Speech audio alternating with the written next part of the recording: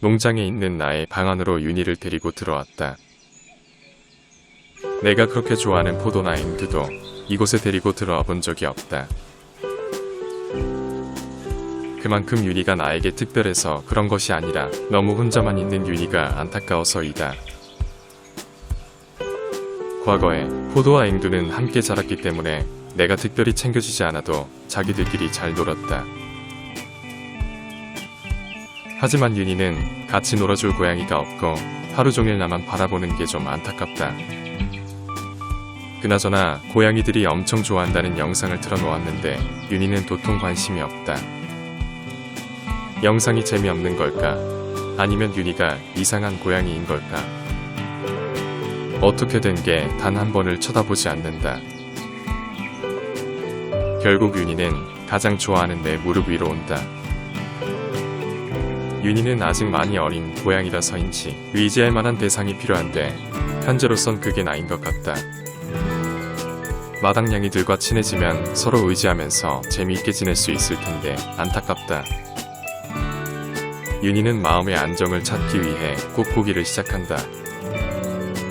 그런데 의도했던 의도하지 않았던 간에 윤희는 꾹꾹이라기보다 성추행에 가까운 행동을 하고 있다. 엄마 고양이와 일찍 헤어진 윤희는 트라우마 때문인지 한번 꾹꾹이를 시작하면 굉장히 오랫동안 하는 경향이 있다. 진지하게 하는 녀석의 모습을 보고 있으니 말릴 수도 없고 대략 난감하다.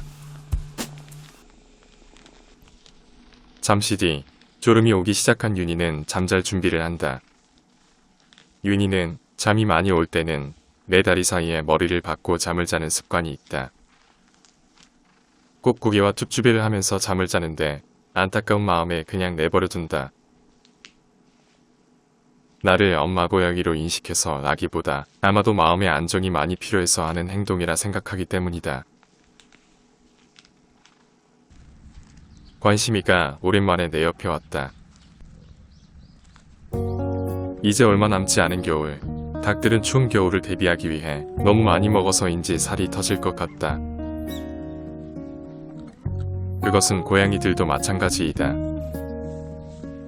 겨울을 대비하기 위해 살도 많이 쪘고 이미 두툼한 겨울 코트로 털갈이도 맞췄다. 윤희의 가족을 만들어주기 위해 오늘도 나는 앵두를 꼬시고 있고 멀리서 윤희가 우리를 바라보고 있다. 윤희가 바라보고 있다는 것을 의식한 앵두는 무심한 척 한 번씩 윤희가 있는 쪽을 바라본다. 식사 중인 앵두 옆에 있는 윤희는 예전보다 많이 편안해 보인다. 고양이들은 생긴 모습보다 냄새로 서로를 기억하기 때문에 앵두와 윤희는 시간이 지나면서 점점 더 친해질 것이다. 윤희가 앵두의 식사 모습을 뚫어지게 쳐다보지만 앵두는 눈길 한 번 주지 않는다. 앵두는 단지 하악질을 하지 않는 것 뿐이지 아직 서로 친해진 것은 아니기 때문이다. 식사를 마친 앵두는 윤희를 한 번 쳐다보고 매정하게 내려가 버린다.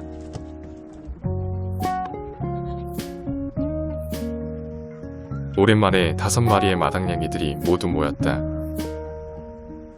자기들의 밥 먹는 장소에 어린 고양이 한 마리가 버티고 있어서 다가가지 못하고 있는 것이다. 고양이들의 세계에서 어린 고양이는 단지 어린 고양이가 아니라 먹이 경쟁의 대상일 뿐이다. 기다리다 지친 포도는 자리를 떠난다. 이 구역에 서열 1위 고양이가 다가가도 겁도 없는 아기 고양이는 계속 식사를 한다. 서열 1위 고양이에게도 굴하지 않는 윤희는 앞으로 크게 될 놈이 틀림없어 보인다. 제초 작업을 하다가 계란을 발견했다. 도대체 어떤 놈이 이곳에다 알을 낳았을까?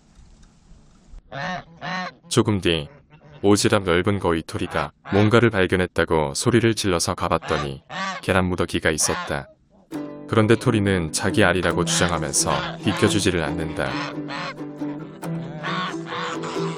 예전에 나는 암탉들이 계란을 낳는 2가지 스타일이 있다고 얘기한 적이 있다. 시간이 지날수록 모범생 암탉들은 줄어들고 있고 반대로 자유로운 영혼을 가진 암탉들은 점점 늘어나고 있다. 도대체 농장 전체에 이런 계란이 얼마나 많이 있을까?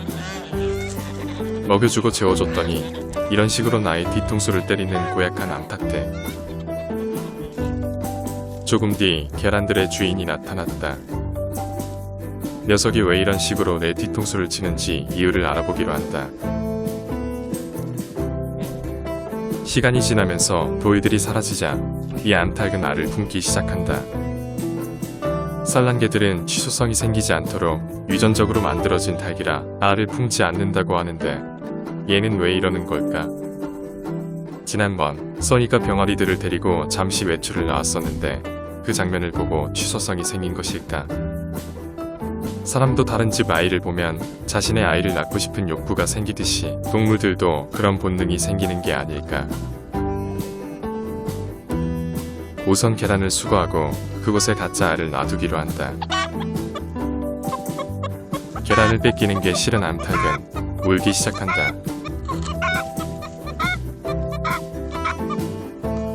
가짜 계란은 색깔만 다를 뿐 모양과 무게가 실제 계란과 차이가 거의 없다. 시간이 지나자 마음의 안정을 찾은 암탉은 가짜 계란들을 품기 시작한다. 몇몇 암탉들에게 취소성이 생겼다고 해서 모두가 끝까지 알을 품지는 않는다. 의지가 있는 사람들이 무언가를 이루어내듯이 마찬가지로 의지가 있는 암탉들만이 끝까지 알을 품는 것이다.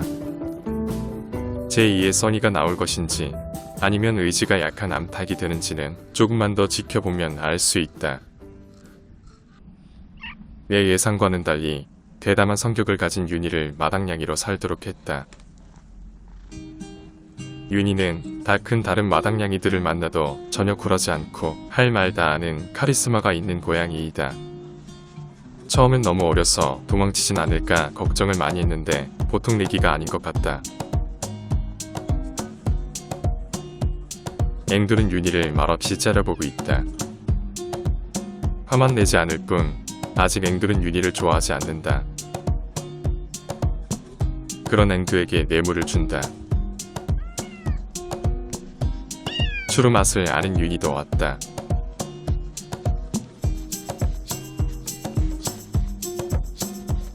사람들도 서로 잘 모르지만 밥 한 끼 함께 하면 친해지듯이 고양이들도 함께 추루를 먹으면 친해지지 않을까. 앞으로 윤희는 엄마 고양이에게서 배우지 못한 사회성을 이곳 마당냥이들에게 배우게 될 것이다. 그리고 사람이 채워줄 수 없는 고양이들만의 가족애를 느끼며 살게 될 것이다. 작은 숲속 왕국의 마당냥이로서 재미있고 즐거운 묘생이 되길 기원한다.